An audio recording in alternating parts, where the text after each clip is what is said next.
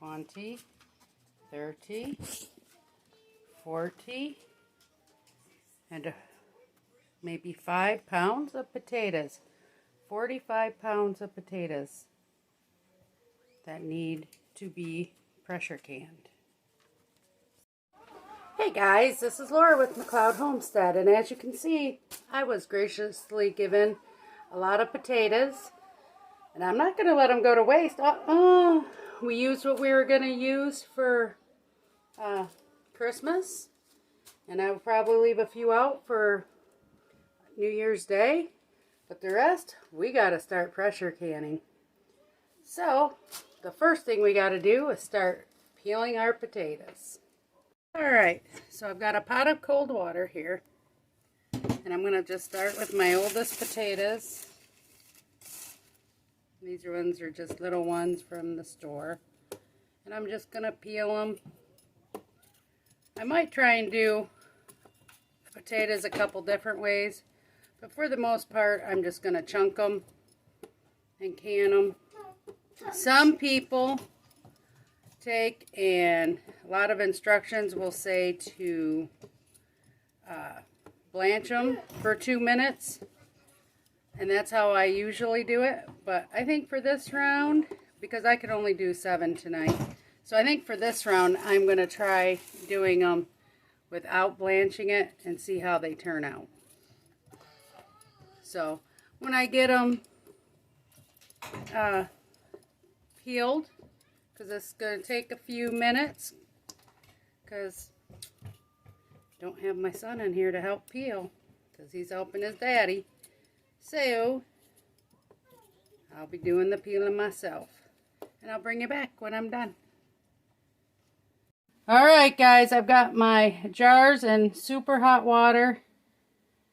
Our hot water gets way too hot for you to be able to touch.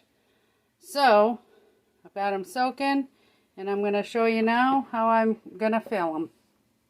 Alright, I got my jar out of the hot water, and I guess I'll just use one of these knives, and I'll show you down here. I'm just going to cut these into chunks, probably this size.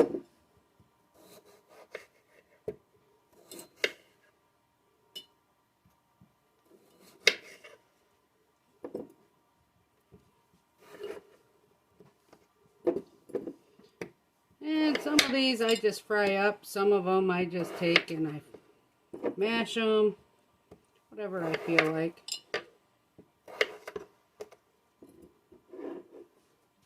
But I'm just going to keep filling the jar. And how I cut them really depends on the potato and its size and all that fun stuff.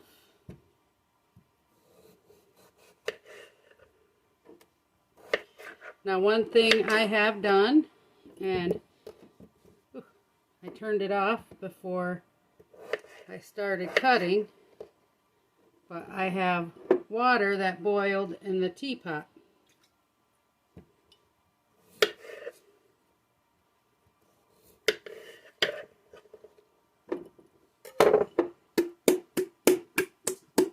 Do a little packing of it down so I can get a little more in.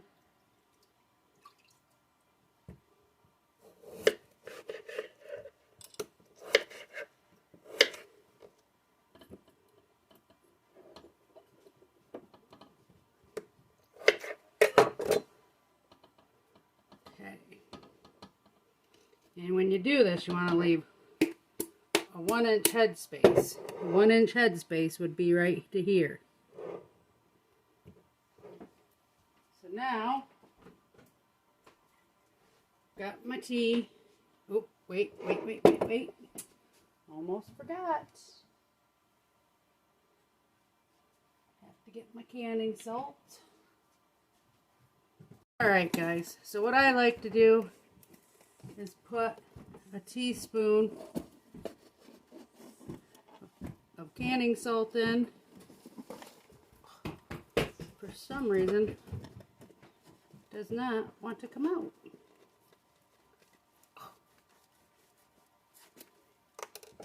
let's just cut this a little bigger.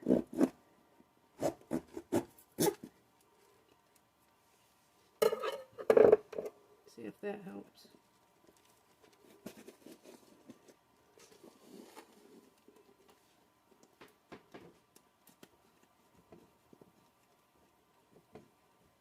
Okay, I'm going to put some in a bowl. I don't know why I'm having such difficulties.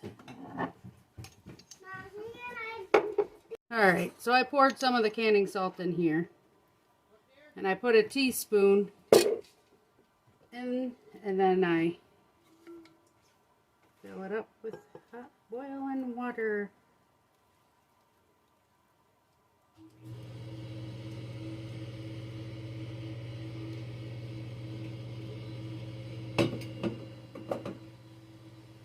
Alright, so the next step is to stick a sticky in there.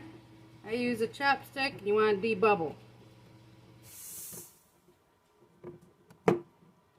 You want as much of the air out as possible, and water in all the holes.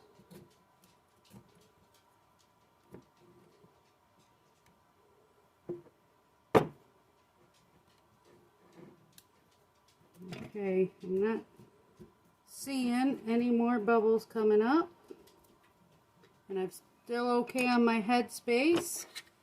So now I'm going to take my paper towel with vinegar, and I'm going to clean this off just like so. Ooh, this is a regular mouth.